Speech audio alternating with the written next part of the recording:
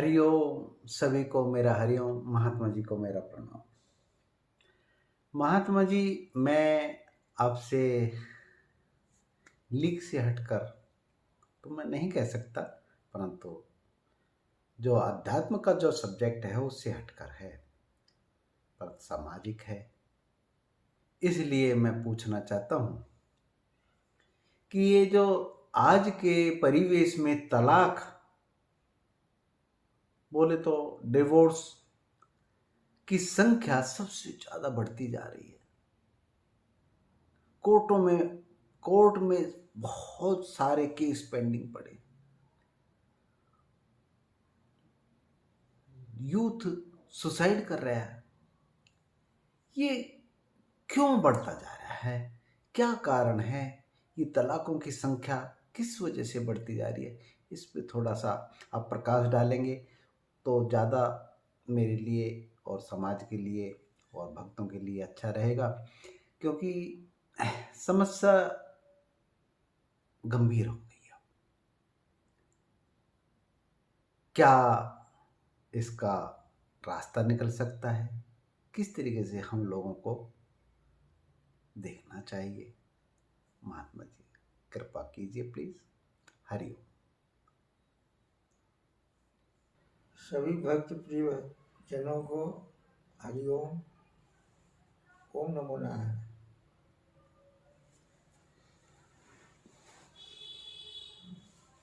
आज आप लोगों के समक्ष एक नया विषय उभर के आया है मेरे सामने, और मैं चाहता हूं कि आप लोग उसको थोड़ा सुनिए और सुनने के बाद उसको थोड़ा चिंतन करिए और अपनी प्रतिक्रिया को हमको जो है भेजिए। यदि कोई ऑब्जेक्शन हो वो भी भेजिए और अच्छा लगा है वो भी भेजिए। तो आज विषय होता है, यदि मैं हिंदी से शुरू करूं तो हिंदी में एक शब्द आता है संस्कृत में, तिरस्कार। तिरस्कार करना। अब तिरस्कार किसको करना, कैसे, वो अलग बात है, लेकिन तिरस्कार एक शब्द है जिसको यदि अन्य भाषाओं में देखा जाए, जैसे कि मान लीजिए कि अरबी और उर्दू मिक्सअप करके एक भाषा बनाई गई है तलाक। तलाक एक्चुअली में अरेबियन भाषा में तलाक का उच्चारण कुछ और है और शब्द भी कुछ और है।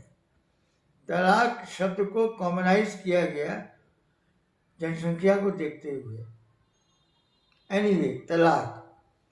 और ठीक उसी प्रकार से एक शब्द है अंग्रेजों का, वो है डिवोर्स।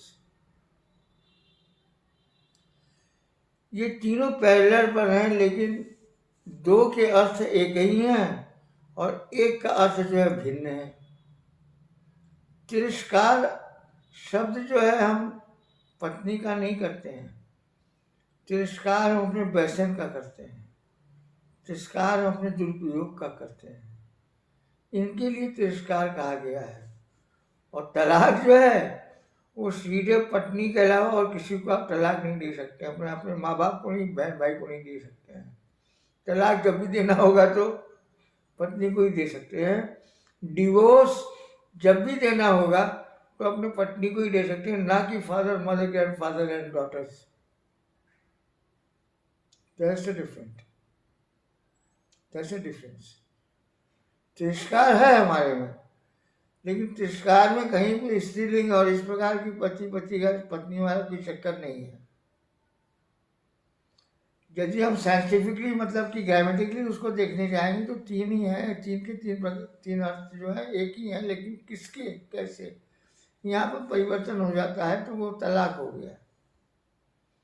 अब तलाक का जब फॉर्मुलेशन हुआ, तैयार किया गया, तो ये हुआ कि चलो ये सिर्फ अपने पत्नी पर लागू होगा। और ये आया हवा कहाँ से? क्योंकि हमारी हिंदू धर्म संस्कृति में तिरस्कार नहीं है। हमारे जहाँ तक मेरी पढ़ाई लिखाई है, मैं जहाँ तक समझता हूँ, तिरस्कार कभी कहीं पर घटना नहीं घटी है। तिरस्कार शब्द की या तलाक की या डिवोर्स की। ऐसा कुछ नहीं है हमारे हिंदू धर्म संस्कृति में। जिसको हमने अपना लिया उसके लिए हम लोग साथ जीवन का कसम खाते हैं। हम आप सभी जो विवाहित परिवार से संपर्क रखने वाले हैं जानते हैं 7 क्वेश्चन और वो 16 क्वेश्चन है, कितना 8 क्वेश्चन का रहता है कंपटीशन शादी के समय पति पत्नी के बीच में। और उसमें बहुत सी बातें जो हैं इस प्रकार की होती कि नहीं छोड़ने का। इसलिए हमारे यहाँ तलाक तो है ही नहीं। डिवोर्स बोल के हमारे यहाँ हमारे शब्दकोश में हिंदू धर्म संस्कृति के धर्म कोश में या हिंदी शब्दकोश में कहीं भी ऐसा कोई उल्लेख नहीं है। इससे मिलता जुलता परिष्कृत हिंदी है बहिष्कार। लेकिन बहिष्कार यहाँ पर पर्टिकुलरली विशेष करके हम सिर्फ पत्नी का ही कर सकते हैं, बाकी हम बहिष्कार किसी का नहीं कर सकते हैं।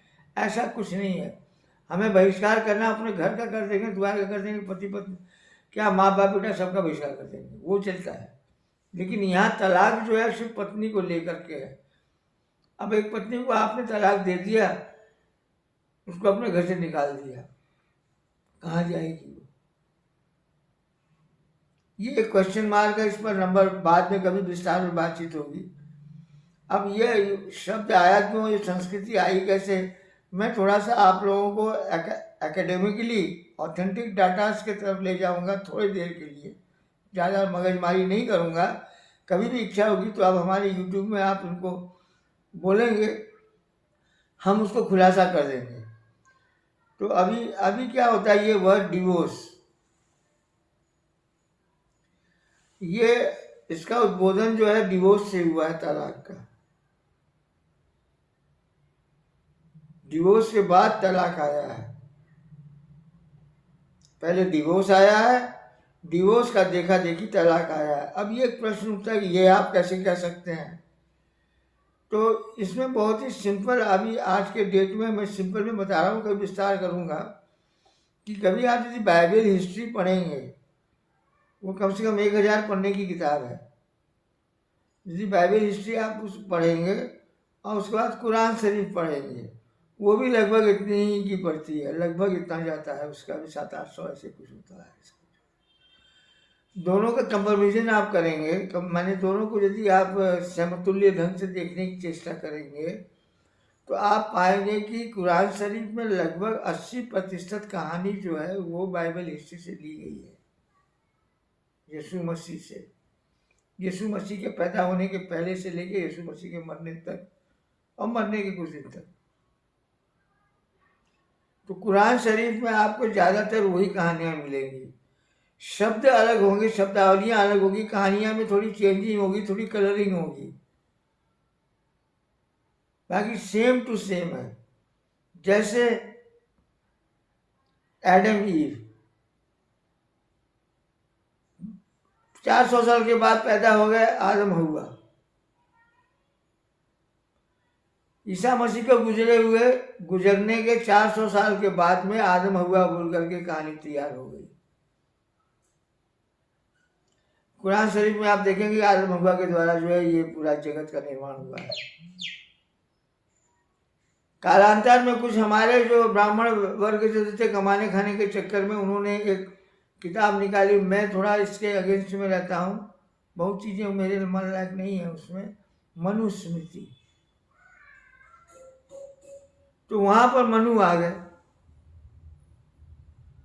अब ये 3 ही लोग ऐसे आए, 3 जाति में 3 लोग ऐसे आए जिन्होंने पूरे ब्रह्मांड को, ये पूरे ब्रह्मांड को नहीं, पूरे पृथ्वी को चलाया। ब्रह्मांड तो बड़ा लंबा चौड़ा है, पूरे पृथ्वी को चलाया। 3 जने का नाम आता है। मनुस्मृति तो आ गई है अभी 1000 साल से, लेकिन ये उद्भव जो हुआ है इसका, ये हुआ है तुम्हारे क्राइस्ट बाइबल से। बाइबल को देखा देखी कुरान शरीफ तैयार हुआ। ठीक है, युद्ध दोनों ही जगह हो रहे थे। बाइबल का भी रचना जो हुआ युद्ध के ही दौरान हुआ है, और वो यदि आज की भाषा में कहेंगे हम उसको तो सोशलिज्म उसको कह सकते हैं, या और ये करना है तो मार्क्सवादी, लेनिनवादी, सीपीएम जिंदाबाद, लाल झंडा इत्यादि। यीशु मसीह के समय भी यही स्थितियां चल रही थी। वो गरीब जेरूसलम वगैरह से जो है गरीब वर्गों को ला करके रोमन जो है अपने यहाँ अत्याचार कराते थे, उनसे कर्मचारी बना करके बड़े बड़ी महलें, बड़े बड़े पिरामिड, ये सब पिरामिड जितने भी तैयार किए गए सब जेरूसलम के वही सब यहूदी लोगों ने किया हुआ है। वो थोड़ा हट के हैं रोमन से। और वो मजदूरी इतनी ज़्यादा होगी, बेचारे त्रस्त हो गए, पस्त हो गए, तो वहाँ कहीं खुदा न खास्ता एक कृष्ण या एक क्राइस्ट पैदा हो गया। क्राइस्ट ने क्रांति चालू करी, रेवोल्यूशन, और उस रेवोल्यूशन को सुंदर ढंग से ठंडे मिजाज से करते हुए उसने जो है एक स्थापना कर दी, जिसे हम ईसाई धर्म कहते हैं। बाकी ईसाई धर्म थी नहीं, मानवता था, मानवता थी। जब से हम पैदा हुए हैं इस पृथ्वी पर, हम जितने भी हैं, हम मानव हैं, हमारे अंदर मानवता है। उसको हम कैसे कन्वर्ट करते हैं, दैट इज बहुत पर्सनल बिजनेस है। मानवता है, तो मानवता के नाथकारी जो है क्राइस्ट ने भी जो तैयार किया, और उनके फॉर्मूला काम आए और तैयार हो गए। उन्होंने पूरा ही पलट दिया, मार काट वाला कोई चक्कर ही नहीं था। और 400 साल के बाद जब यहाँ पर मोहम्मद साहब पैदा हुए, तो वो भी उसी स्थिति में पैदा हुए। उसमें मारकाट चल रहा था। वहाँ के जो जमींदार लोग थे वो लोग बैठ जाते रहे, दुकान खोल खोल के, साल में एक बार दो बार त्यौहार होता था वहाँ पर, ये काबुल के पास में, काबुल के एरिया में।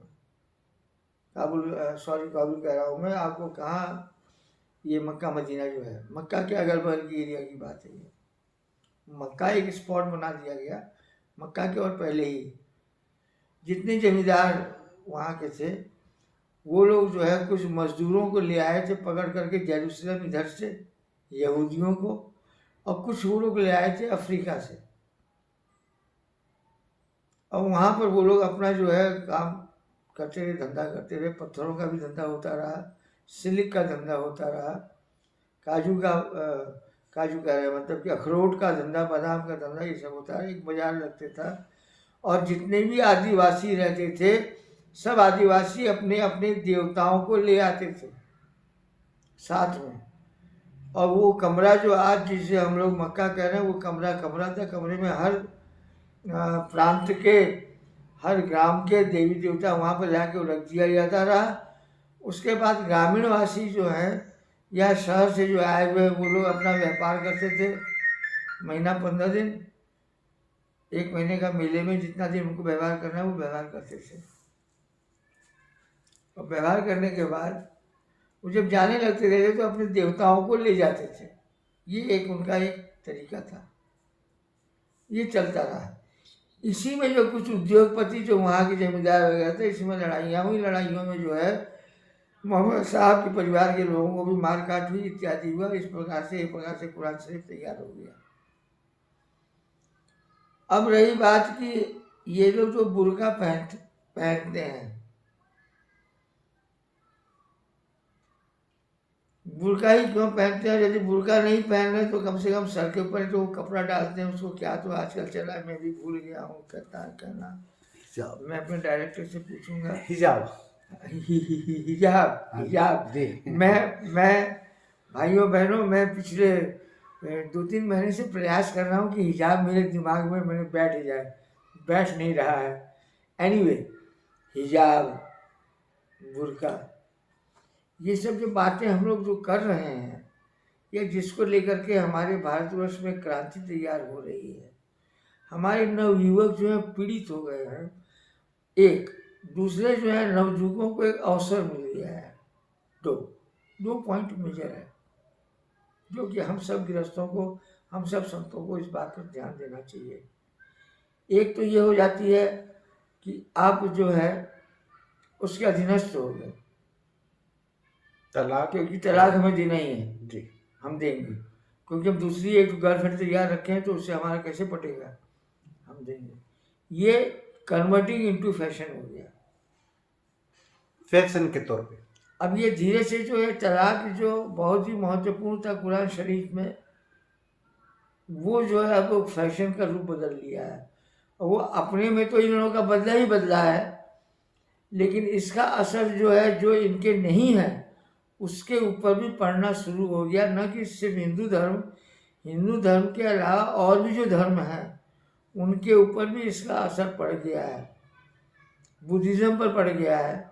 यदि अंतर्राष्ट्रीय स्तर की बात करें तो 2-4 धर्म सुना दें आपको। बुद्धिज़्म पर पड़ गया है, महावीर पर पड़ गया है, जैनिज्म पर पड़ गया है, जोरिज्म पर पड़ गया है, प्लस जो अपनी लोक संस्कृति वाले हैं जैसे एशियन कंट्रीज के बहुत सी कंट्रियाँ हैं उनके ऊपर पड़ गया है, चाइना में पड़ गया है, इंडिया में पड़ गया है, श्रीलंका में पड़ गया है कि तलाक वाली बात, डिवोर्स कर देता हूँ। अब इतना ज़्यादा पड़ गया कि ऊपर से यूनिसेफ वगैरह हो या जो बड़े बड़े जो लोग जो हैं उन लोगों ने वो चुप हो गए, वो भी चुप हैं। इंटरनेशनल कोर्ट में जब ये बातें गई हैं तो वहाँ से उन्होंने कोई रिप्लाई ही नहीं दिया कि मेजॉरिटी तो सब तलाक के पर हम क्या जजमेंट देंगे, क्यों देंगे, कैसे देंगे, किस आधार पर, किस आधार पर देंगे।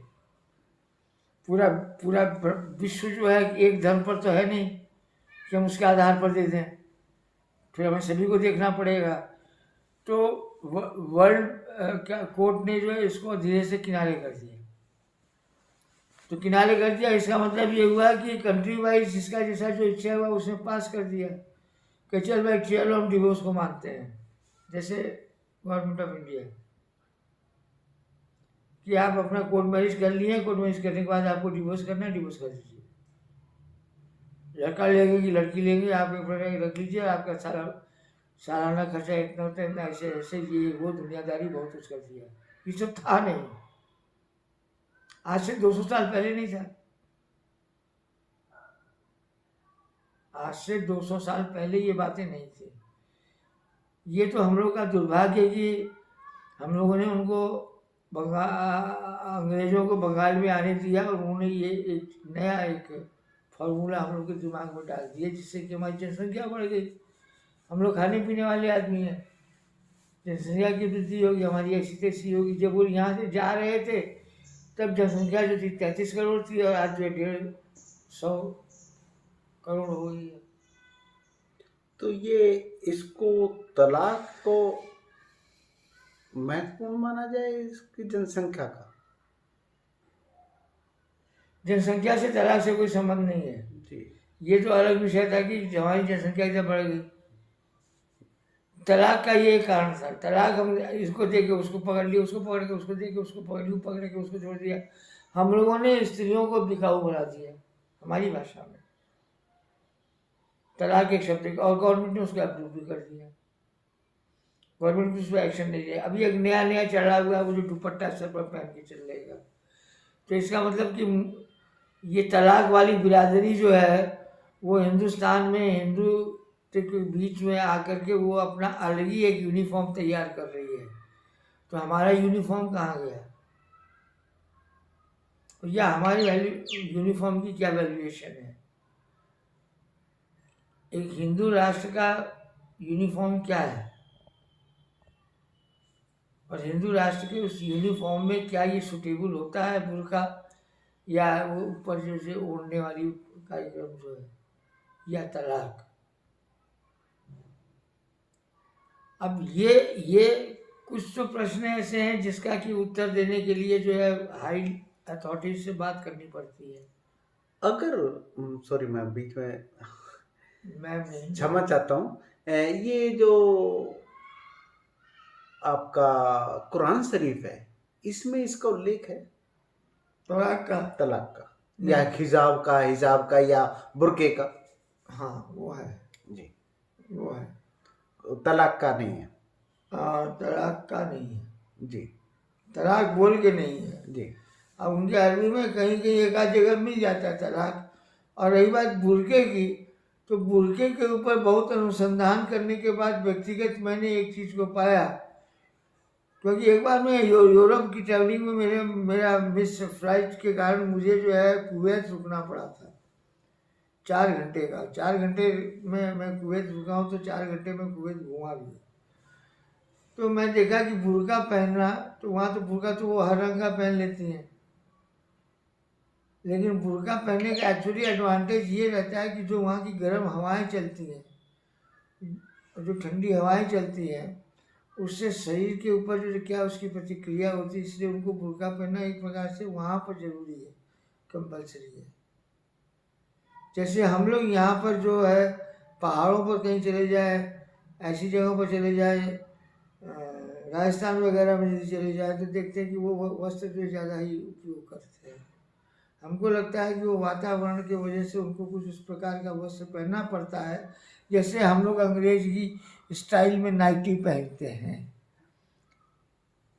लेकिन वहाँ को हवा के और वातावरण की वजह से उनको उस प्रकार का पहनना पड़ता है, बट इट्स नॉट कंपल्सरी। जी भगवान, जी भगवान, मैं एक को ब्रेक देता हूँ और थोड़ा सा आप भी रेस्ट कीजिए। तो ये महात्मा जी से कंटिन्यू रहेंगे, अगले वीडियो में फिर से मुलाकात होगी। ये बनारस यूनिवर्सिटी से महात्मा जी हैं और वहाँ पर लेक्चरर का पद जो है इन्होंने स्वीकार किया था, और 50 से ऊपर ही हो गया है इनको महात्मा का स्वरूप में। और कलकत्ता में अपना आश्रम है, और यहाँ पे नीलकंठ पे भी अपना आश्रम है, पीपल कोठी स्थान पर। तो अगले वीडियो में फिर से मुलाकात होगी। आपका मूल शंकर, नमस्कार।